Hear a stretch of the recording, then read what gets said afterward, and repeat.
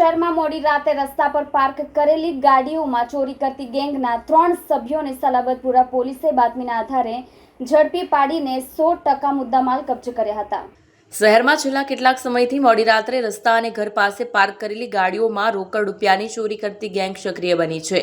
થોડા દિવસો પહેલા મહારાષ્ટ્રથી કામ અર્થે બોલેરો પિકઅપ લઈ સુરત આવેલા અને રાત્રિ દરમિયાન રિંગ રોડ સ્થિત એમજી ટેક્સટાઇલ માર્કેટ પાસે ગાડી પાર્ક કરી સૂઈ ગયા હતા અને સવારે ઉઠ્યા ત્યારે ગાડીના ડ્રોવરમાં મૂકેલા રોકડ રૂપિયા 1.25 લાખ ચોરી થઈ ગયા હતા, જે અંગે સલાબતપુરા પોલીસ મથકમાં ફરિયાદ નોંધાવી હતી।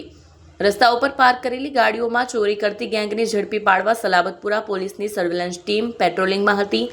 તે સમયે ચેક કરેલ સીસીટીવી ફૂટેજના આધારે ગોડાદરા ખાતેથી અજય દીપક રાવડિયા, શ્યામ મહેશ રાઠોડ અને દશરથ પ્રદીપ પટેલને ઝડપી પાડી 100% મુદ્દામાલ કબજે કર્યો હતો।